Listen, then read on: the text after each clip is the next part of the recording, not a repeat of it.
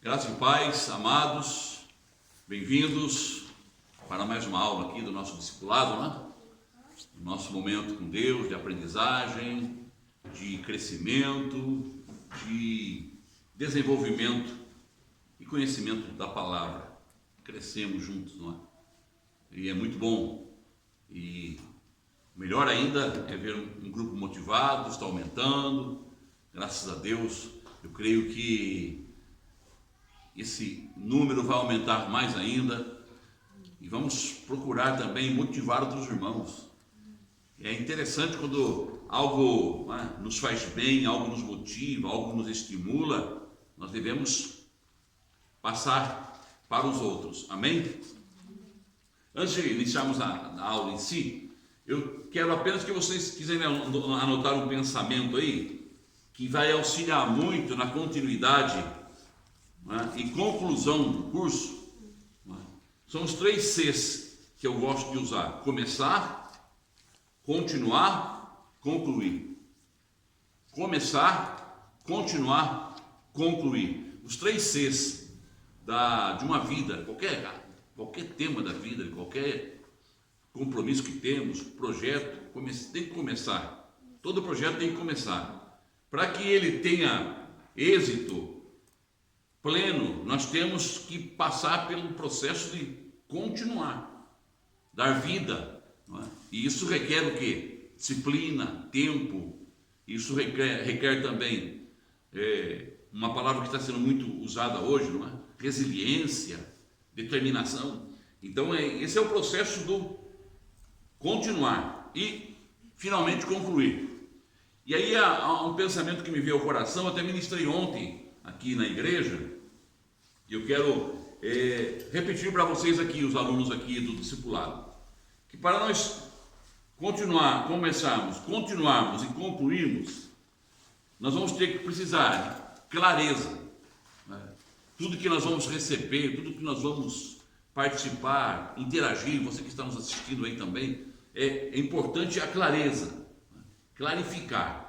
Jesus ele era muito claro naquilo que ele ministrava aos discípulos. Lá em João 14, quando Tomé pergunta: Senhor, nós não sabemos o caminho, onde é o caminho? Aí Jesus foi muito claro, clarificou ele: eu sou o caminho, clareza.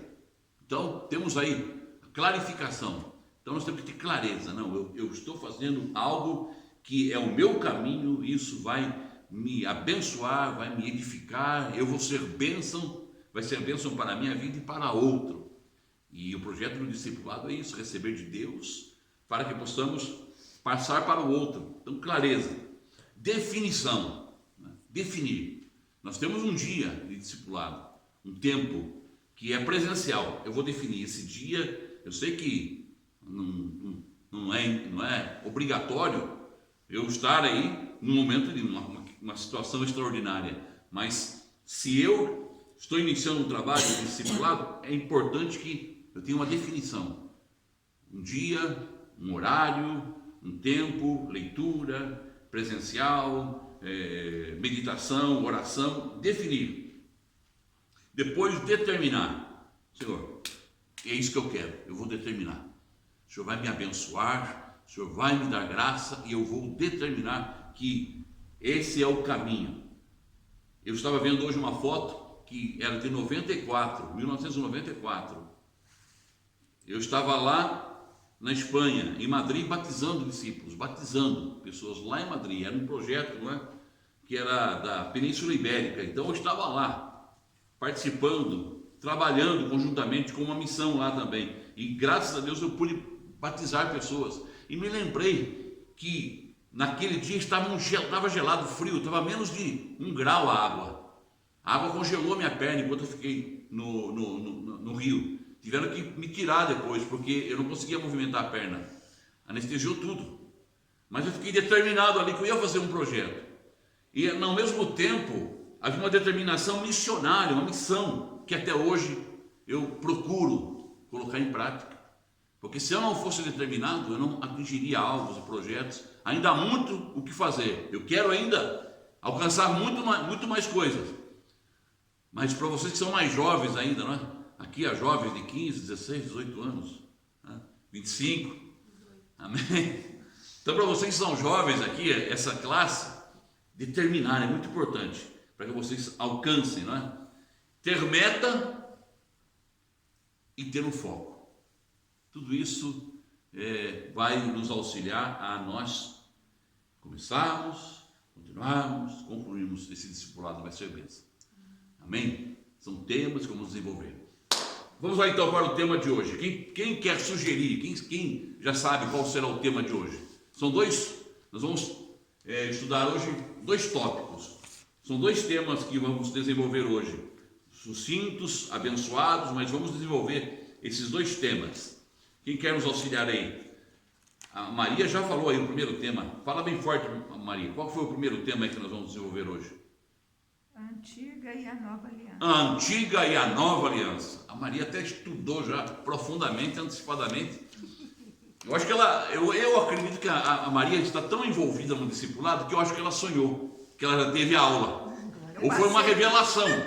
Deve ser alguma coisa, porque ela chegou aqui convicta. Nós já fizemos já fizemos essa matéria. Eu falei, glória a Deus, né? Então, a antiga e a nova aliança. Amém? Vamos iniciar a leitura então? Começando do culto. Ler e orar. O Espírito da verdade, que o mundo não pode receber, porque não o vê nem o conhece. Vós o conheceis, porque ele habita convosco e estará em vós. João capítulo 14, verso 17. Amém? Ler e orar. Pai, nos abençoa na aula de hoje.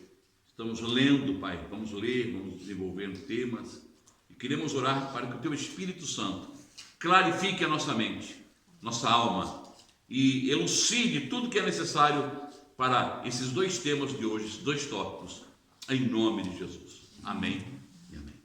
Lembrando que não vamos sair do assunto. Qualquer outro tema, escatologia, vamos falar sobre política, não. Vamos falar do tema que estamos desenvolvendo, porque com certeza teremos muito tempo para falarmos de vários temas aí, vários assuntos. Pode continuar, Guto.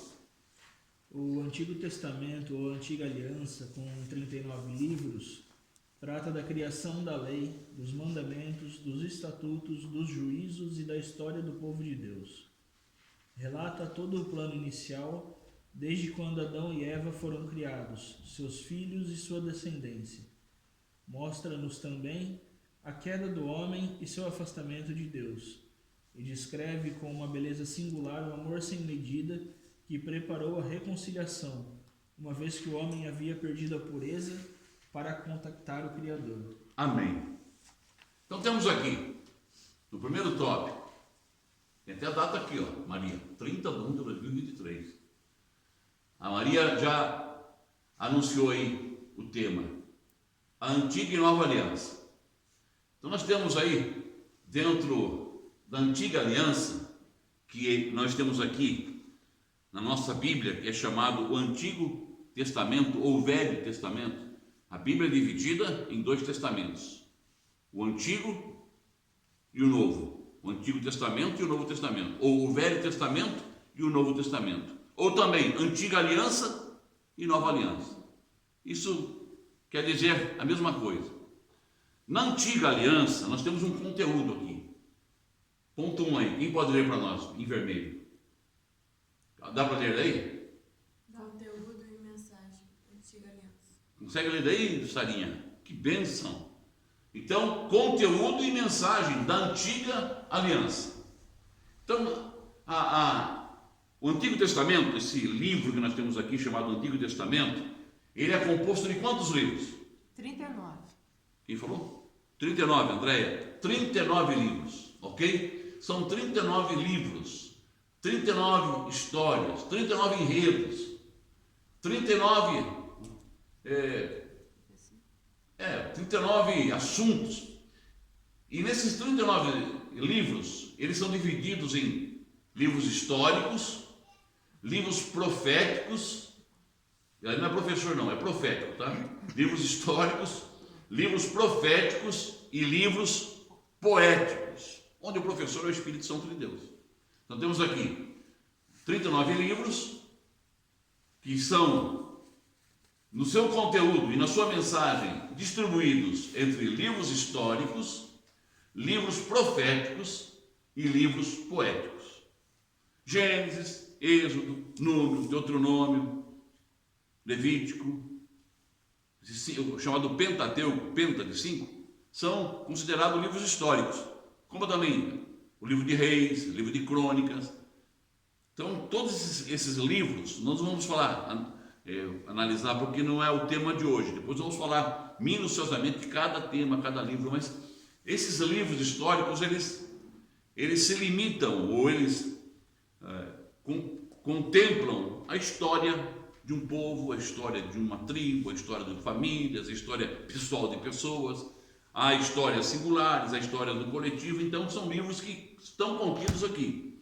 Os livros proféticos são aqueles que nós conhecemos como os profetas: Isaías, Jeremias, Ezequiel, Daniel, Oséias, Joel, Amós, Jonas. Então, são chamados livros proféticos. Agora, os poéticos, quem que pode me ajudar aí? Um livro poético que nós encontramos na Bíblia. Salmos. Quem falou aí? Foi Afonso? Salmos. Salmos. Um outro aí. Cantares. Cantares, Eclesiastes. Eclesiastes, são livros poéticos. Né? O Lamentações, por exemplo, de Salomão. O livro de Jó está entre poético e histórico. Você vê como que é? Ele faz uma mescla. Enfim, nós temos aí, dentro desse conteúdo, várias linguagens, vários estilos. Hoje, talvez na literatura, eu poderia dizer estilos. Tem o estilo poético, tem o estilo profético, tem o estilo histórico. 1.2 aqui, quem pode ler para nós? Relatam a criação até o retorno de Judá do exílio. Gênesis e Malaquias. Isso, relatam, o Antigo Testamento relata da criação até o retorno de Judá do exílio babilônico. Então, esses livros vão de Gênesis ao livro de Malaquias. É o último livro do Antigo Testamento, dos 39 livros do Antigo Testamento. Está entendendo aí? Está bem sucinto, está bem. Olha, é muito claro, é muito básico. Não precisa se aprofundar muito em descobrir isso. É um relato da criação que vai do Gênesis, do início de tudo, da criação de tudo, até um contexto histórico que termina em Malaquias, mas também que é profeta. Malaquias está profetizando. E aí, ponto 3 aí, uma outra pessoa que pode ler para nós. Consegue ler daí, Aline? 1.3. Vários autores, pastores, príncipes, Reis, estadistas, etc. Olha, são vários autores. Inclusive tem fazendeiro, boiadeiro. Existe um profeta que era Amós, era boiadeiro, estava na boiada lá. Eliseu foi um profeta chamado, né? E há uma narrativa dele, apesar que ele não escreveu nenhum livro, mas ele era o que também? Trabalhava com 12 juntas de bois, auxiliava a família. Então são esses autores. Quem era um pastor de ovelhas? Davi. Era um pastor de ovelhas. E Davi, ele escreveu o livro dos Salmos. Então é o chamado salmista, né, de Israel. Então nós temos aí vários autores com profissões, com responsabilidades, com encargos diferentes. Pastores, príncipes. Quem era um príncipe, por exemplo? Moisés era um príncipe. José quase chegou a ser príncipe, mas não escreveu nada, mas escreveram sobre ele. Mas também está na narrativa, um homem que foi lá ser o segundo depois do faraó no Egito. Então temos aí várias personalidades distribuídas no Antigo Testamento. Ok? Acontecimentos chaves para entender a Antiga Aliança. Vamos continuar a leitura então, hein? Vamos depois compreender esses acontecimentos chaves para entender a Antiga Aliança. Quem continua a leitura agora é Camila. Leia bem forte para nós, Camila. Para ter novamente a presença do homem, Deus chamou Noé e fez chover por muitos dias. Julgou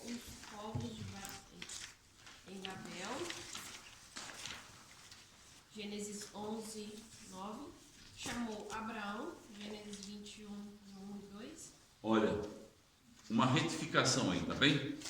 Chamou Abraão em Gênesis 12. Acho que deu uma alteração aqui na composição da letra. É Gênesis 12, 1 e 2, tá bem? Por favor, retifiquem aí, com a canetinha ou com lápis. Chamou Abraão, Gênesis 12, 1 e 2. Continue, Camila. E transformou sua linhagem numa nação eleita. Êxodo 19, 5 e 6. Permitiu que conhecessem uma terra boa, mas deixou que provassem a escravidão no Egito, indo libertá-los da tirania de Faraó, com uma travessia que jamais um homem poderia elaborar, permitindo que vislumbrassem uma promessa superior, dirigindo-os no deserto, preparando o alimento e água e levando-os de volta a Canaã, seu verdadeiro lugar de habitação. Amém. Agora, Aline. Abriu o mar, capacitou Moisés, levantou Josué, buscou juízes e profetas e tirou Davi de trás do rebanho de ovelhas para ser rei de Israel. Amou tais homens, apresentou-se a eles como Deus Todo-Poderoso e contou-lhes quem era o Senhor e quem podia contar com sua mão em toda situação. Preparou a vinda do Messias, seu filho unigênito, como só Deus sabe fazer, e pediu a Isaías, a Malaquias e a outros mais que tornassem conhecida a pessoa do Salvador, relatando épocas e acontecimentos, a fim de identificá-lo. Então, por nossa causa, ele mesmo, o próprio Deus, desceu dos céus e nasceu como numa manjedoura e passou a ser chamado Jesus. Amém. Até aí. Então, tudo isso que nós lemos aqui, esse trecho que foi lido do nosso livro, né, do nosso estudo aqui, que é interessante, não é? O Evangelho ao alcance de todos. Esse é o segundo livro que estamos estudando. O primeiro, lembra-se, né? Foi sobre discipulado, né? Foi formando discípulos. Foi um livro onde nós aprendemos as características dos discípulos. E agora esse aqui, né? Chamados para anunciar, né? O Evangelho, né? Ao alcance de todos. Então, os acontecimentos chaves nessa leitura sintética que tivemos aqui do Antigo Testamento ou da Antiga Aliança. Acontecimentos chaves. Ponto 2 aí, esposa. Dá para ler? Acontecimentos chaves para entender a Antiga Aliança. 2.1 Criação. 2.2 Queda. 2.3 Promessa da redenção. 2.4 Dilúvio. 2.5 Babel e as línguas. 2.6 Dispersão, civilizações. 2.7 Abraão. 2.8 Exílio no Egito. 2.9 Povo escolhido, Israel. Mais ou menos isso. Que praticamente nós temos dentro do Antigo Testamento. Temos no livro de Gênesis a criação. Lá também é relatado a queda do homem e da mulher. Separação de Deus. Foram criados para um projeto, foram criados por Deus para que Deus governasse eles, habitasse neles, operasse neles, mas caíram. Houve a queda. Depois, o próprio Deus, ele articula na sua economia, no seu arranjo, uma promessa de redenção através de Jesus Cristo. Ele diz para a serpente, quando a mulher cai, quando o homem cai, ele vai e começa a dialogar com o homem, com a mulher e com a serpente. E para a serpente que Deus fala: da semente da mulher nascerá aquele que pisará a tua cabeça. Já dando aqui uma antevisão da promessa de redenção. Depois temos em quem? Noé. Lemos aqui o dilúvio.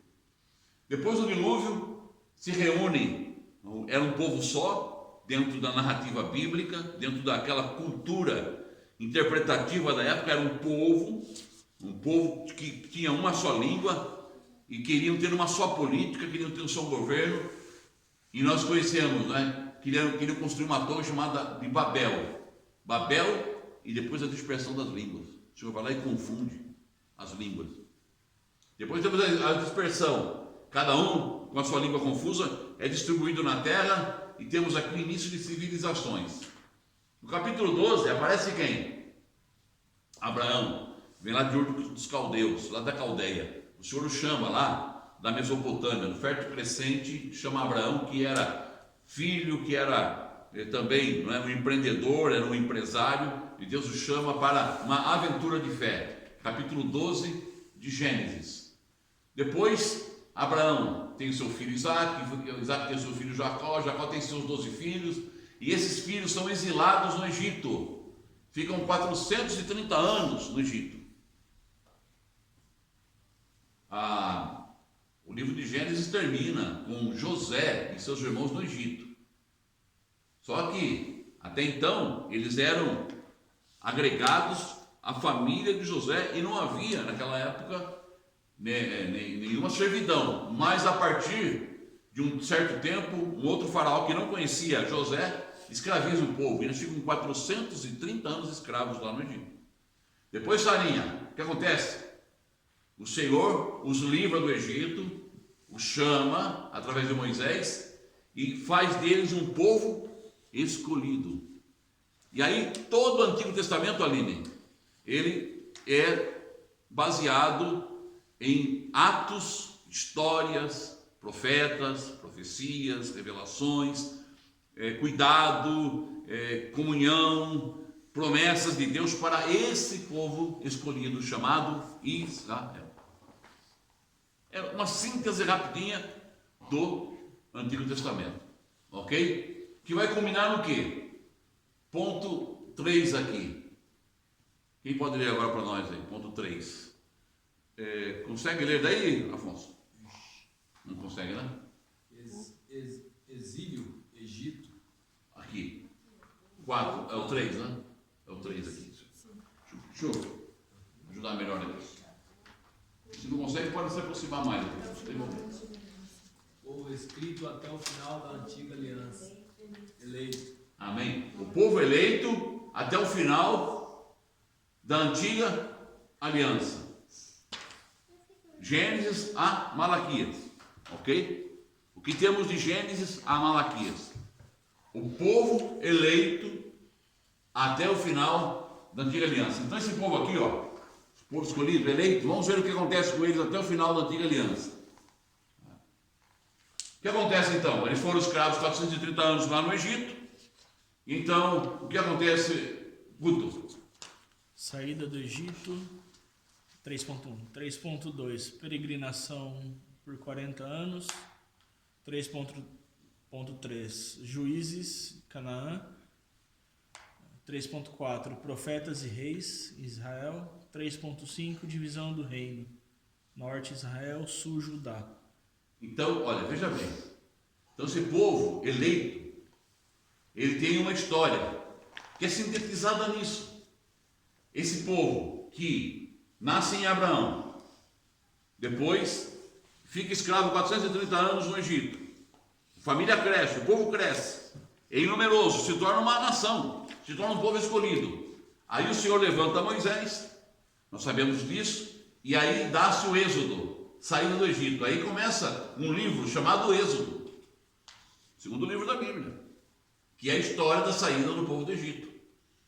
Êxodo, Levítico, Números, Deuteronômio, esses 4 livros falam do quê? Peregrinação, 40 anos, abrange uma peregrinação de 40 anos. Então aqui temos Gênesis e aqui temos Êxodo, que falam de uma peregrinação de 40 anos. Levítico, Números e Deuteronômio também fazem menção desse tempo aí, desses 40 anos. Já pensou? Que povo estranho. Deus chama um povo, liberta, mas fica 40 anos, uma geração inteira no deserto. Após esses 40 anos, uma nova geração, filhos dessa geração, estão finalmente na terra de Canaã. Há assentamentos da terra. O que é assentamento? Como o Senhor havia prometido para Moisés e transferido essa responsabilidade para Josué, Josué estava incumbido de fazer a distribuição da terra segundo as famílias, as 12 tribos, os 12 filhos de Jacó, encabeçados, não é? as tribos encabeçadas por cada filho. E aí acontece o quê? Nesse período eles se assentam e Deus levanta juízes para poder o quê? O que o juiz faz? Poder mediar, poder, não é? Estabelecer a ordem, a responsabilidade, as leis, os mandamentos, os estatutos. Eram os juízes responsáveis por isso, para que o povo não ficasse um povo à deriva. Então era necessário levantar os juízes na terra de Canaã. Então, por um longo período, esses juízes trabalham ali. Depois o povo se cansa, diz: olha, já está demais juízes, olha, outras nações aqui vizinhas têm reis, é um outro tipo de governo, é uma outra política. Olha, vamos ter rei também. Aí Deus permite. Samuel foi o último juiz de Israel. Aí Deus permite que se estabeleça o reinado. O primeiro rei que é separado, qual é o nome dele? Quem se lembra? O primeiro rei? Saul. Saul foi o primeiro rei. Primeiro rei, entronizado. Primeiro rei, Saul.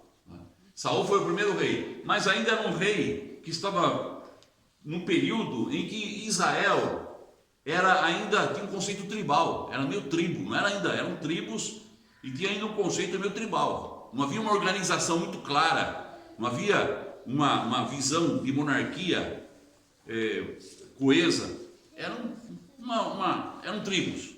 Saul vem dentro desse contexto. Saul desagrada a Deus, Saul se corrompe, Deus levanta um outro no lugar de Saul. Quem se lembra? Davi. Deus levanta Davi. Então aí é o período dos profetas e reis. Deus levanta naquele período de Israel profetas e reis. Quem é que vai profetizar que Davi seria rei em Israel? Samuel. O último juiz, e era profeta também. E ele vai e profetiza que Davi seria rei. Como também ele ungiu Saul. E ungiu também Davi, rei de Israel. Aí, Davi faz o quê? Davi toma posse do reino, depois de 22 anos quase de perseguição. Ele foi ungido por Samuel, só foi entronizado 14 anos depois, 17 anos depois, que ele é entronizado como rei. Nesse período, Davi faz o quê? Davi consolida o reino. Ele é um estratega, um estrategista, e ele consolida, e Israel se torna então uma nação consolidada durante um período. Ok? Morreu Davi, quem é que toma posse? Seu filho Salomão. Salomão toma posse do reino, Davi havia morrido, então Salomão agora é o rei. É conhecido o rei mais sábio que nós conhecemos, não é? Era o rei mais sábio que havia no planeta nessa época. Ou no contexto deles era o rei mais sábio, onde outros reis vinham para consultar, onde os sábios vinham para consultar. A história bíblica de Saul, de Salomão se encontrando com a rainha de Sabá. Enfim, é um negócio muito, muito bonito. Só que Salomão, ele tinha sabedoria, mas ele faz uma coisa que desagradou o povo, principalmente o povo do norte, que ele impôs muito. Ele era um homem muito rico, mas ele era muito rico porque ele impôs o quê? Muito imposto para o povo. Ele impôs muito imposto. Ele era um rei que gostava de colocar o povo ao serviço dele. Então ele consolidou também, fortaleceu e enriqueceu o reino, só que à custa de muitos impostos. Então começou a haver o quê? Uma insatisfação, principalmente no reino do norte. E aí o que acontece? Acontece que há um levante. E aí se levanta quem? Um filho de Saul, chamado Roboão. Ele governa, e tem um outro do norte chamado Jeroboão. O pessoal começa a ter atrito, e começa a se levantar contra o rei. E aí, esse pessoal, essa parte do norte, começa a fazer o quê? Começa a pressionar. Só que Roboão vai consultar lá uns conselheiros que eram muito jovens, e os conselheiros dizem assim: olha, é o seguinte, bota mais ainda imposto no povo aí. Aí há uma rebelião, aí divide o reino, estou sintetizando, aí vira o quê? Como leu aqui o Guto, fica aí o reino do norte, Israel, e o reino do sul, Judá. Cada um tem o seu rei, o seu governante. Não vamos entrar nesse assunto, porque nós vamos falar disso no decorrer do curso. Amém? Então aí acontece o quê? Aí já temos um outro contexto do Antigo Testamento. Israel, ele não dura muito tempo não. Dura mais ou menos 200 anos, o reino, né, do norte. Ele dura mais ou menos 200 anos. Aí vem os assírios e levam cativos, e Israel some do mapa. Depois, mais 150 anos depois, 350 anos depois dessa divisão, Judá. Vem Nabucodonosor e leva Judá cativo 70 anos para a Babilônia. Aí, nesse contexto, são 70 anos que a Bíblia, no Antigo Testamento, fala da história de um povo que é exilado na Babilônia. E termina, o Antigo Testamento termina com o retorno. Ciro dá um edito para que o povo pudesse indo, retornando devagar, eles iam retornando, era um número limitado, e começaram a retornar novamente para Jerusalém e para Judá. Termina o Antigo Testamento aí, ok? Durante esse período do Antigo Testamento ao Novo Testamento, é chamado um período, não é? De 400 anos de silêncio profético. Os estudiosos falam 400 anos de silêncio profético, ou seja, do último livro, Malaquias, escrito, ou do último profeta Malaquias que se levantou, são 400 anos de silêncio profético, um hiato, um tempo. Nós vamos falar disso também, ok? Então terminamos aí o primeiro tópico. O primeiro tópico é Antiga Aliança. Primeiro tópico. Já lemos aqui, terminamos, ok? Agora vamos para a Nova Aliança.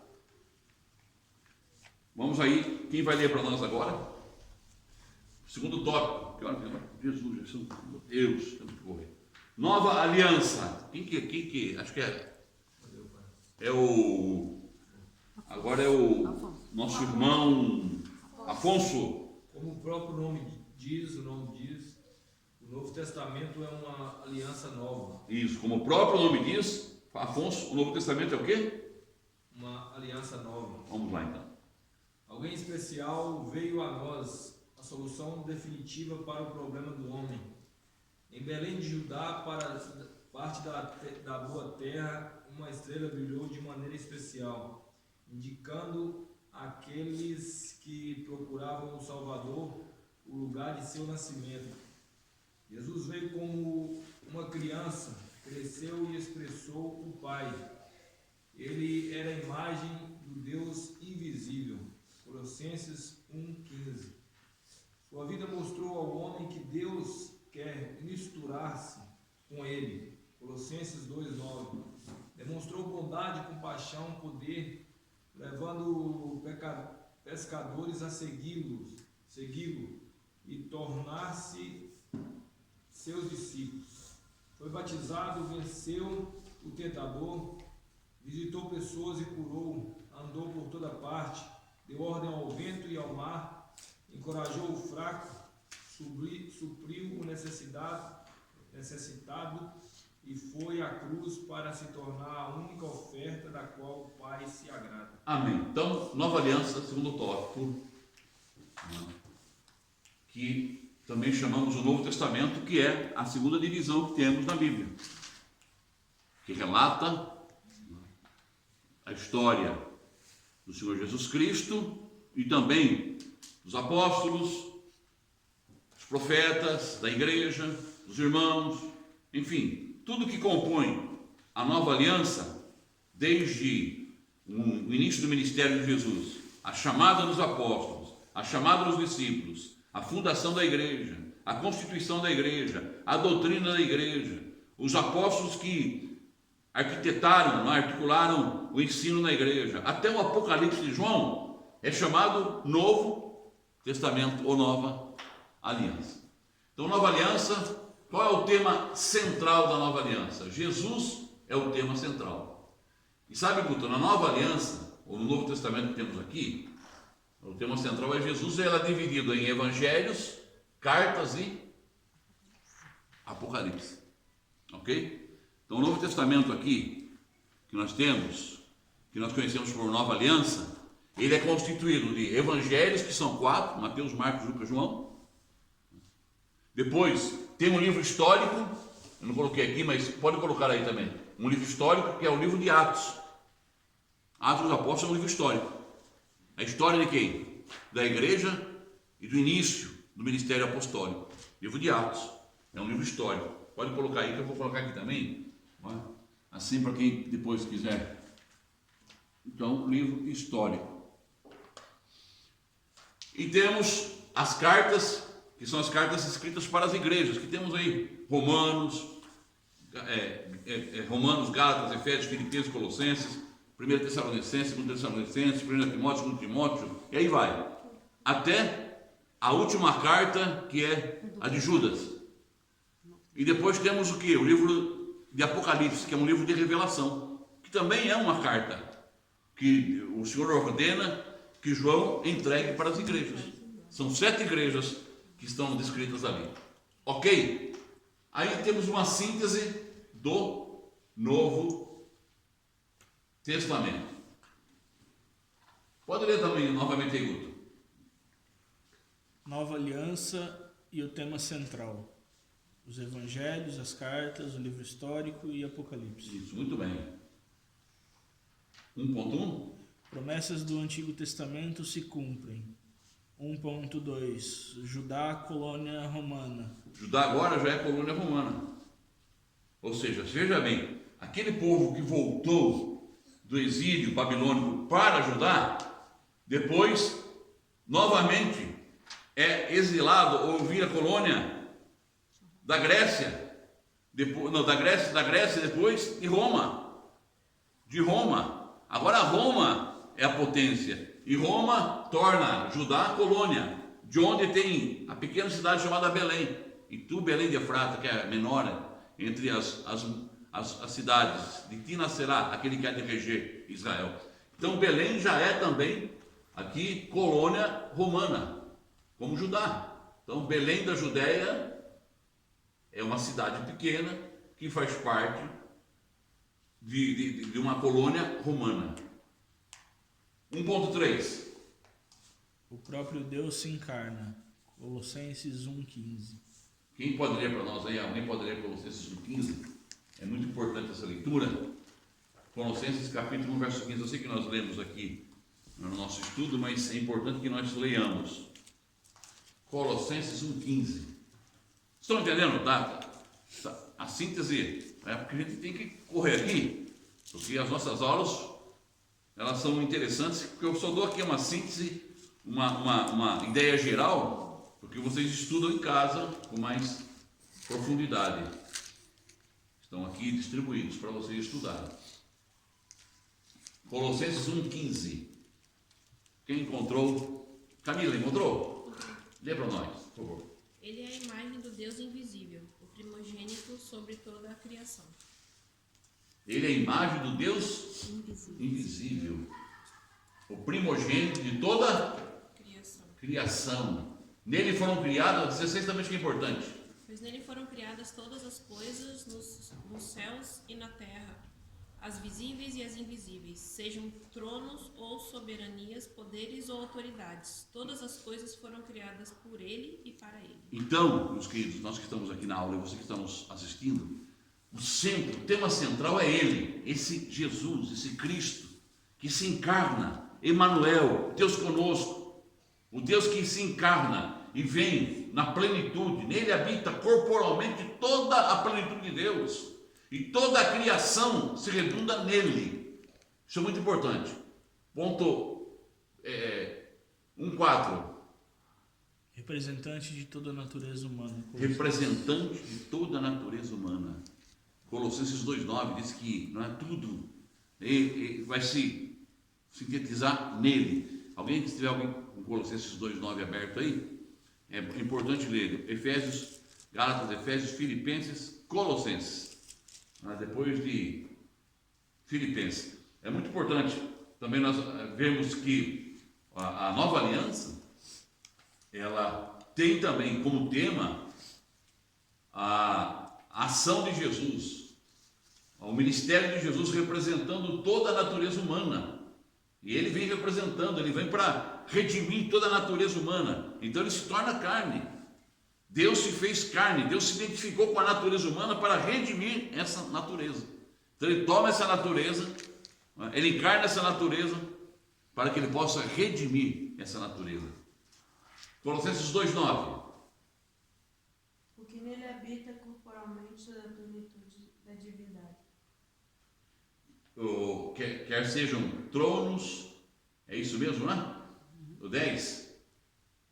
E estás completo nele, que é a cabeça de todo o principado e poder. Então, ele é a cabeça de todo o principado e poder.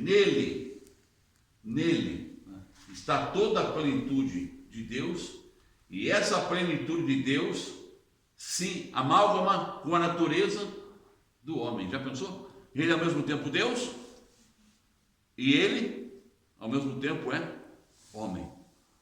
Isso é maravilhoso. 5 aqui. Quem pode ler para nós? A Andréia pode ler? Nova aliança é a história do ministério de Cristo. A nova aliança é a história do ministério de Cristo. Esse que se manifestou, toda a plenitude de Deus. Ele é a plenitude, ele é o próprio Deus. Ele é a manifestação plena de Deus.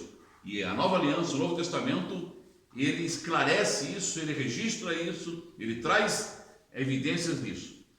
Vamos ver então, aqui, deixa eu continuar a leitura aqui do...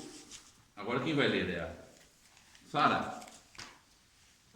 Permitiu que o ferissem e julgassem injustamente, encarnecessem dele e o crucificassem. Mas mesmo a morte não pôde retê-lo, por causa da redenção que realizou e por meio da promessa feita aos seus. E a cada um que recebeu essa verdade, ressurgiu dentre os mortos. Foi recebido pelo Pai com grande exaltação, e a ele foi dado ser cabeça sobre todas as coisas, para a igreja, a qual é o seu corpo. Efésios 1, 22, 23. Amém? Então temos aqui a quinta divisão aqui. A nova aliança é a história do ministério de Cristo. Ok?